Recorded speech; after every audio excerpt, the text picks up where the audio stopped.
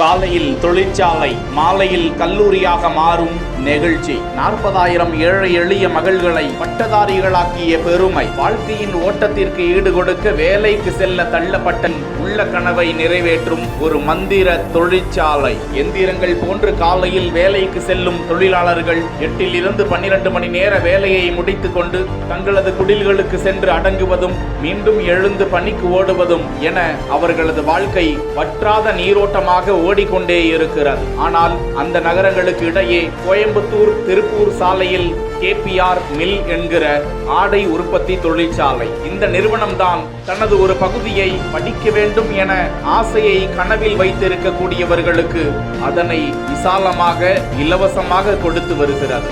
1998ஆம் ஆண்டு தொழிலதிபர் KP ராமசாமி என்பவரால் அந்த ஸ்தாபனம் ஏற்படுத்தப்பட்டதாம். தனது ஆலையில் அவர் வலம் வந்து கொண்டிருந்த போது ஒரு பெண் அவர் முன்பாக வந்து அழுது, தான் படிக்க வேண்டும் என்ற ஆசையில் இருந்தேன், ஆனால் தங்களது ஏழ்மை நிலை இப்படி வேலைக்கு செல்ல தன்னை உந்திவிட்டது என வருத்தம் தெரிவிக்க அது அவரது மனதை தாக்கியதாம். அதிலிருந்து பல முன்னெடுப்புகளை முனைந்து இருக்கிறார் ராமசாமி. அவரின் தொடர்ச்சியாக ராமசாமியின் மகனும் KPR மில்லின் நிர்வாக இயக்குநருமான TR ஆனந்த கிருஷ்ணன் பல முன்னெடுப்புகளை தொடர்ந்து ஆரம்பத்தில் 10 மற்றும் 12ஆம் வகுப்பு பாடத்திட்டங்களை பல ஆசிரியர்களை உள்ளே பணியமர்த்தி பல கனவுகளோடு வேலைக்கு வரும் அந்த இளம் மாணவிகளை படிக்க வைத்திருக்கிறார்கள். அதனைத் தொடர்ந்து யோகா, நர்சிங், கணினி துறை, அதனைத் தொடர்ந்து பட்ட படிப்புகள் என அந்த ஸ்தாபனம் மாணவிகளை உருவாக்குவதற்காகவே பணித்துக் கொண்டது.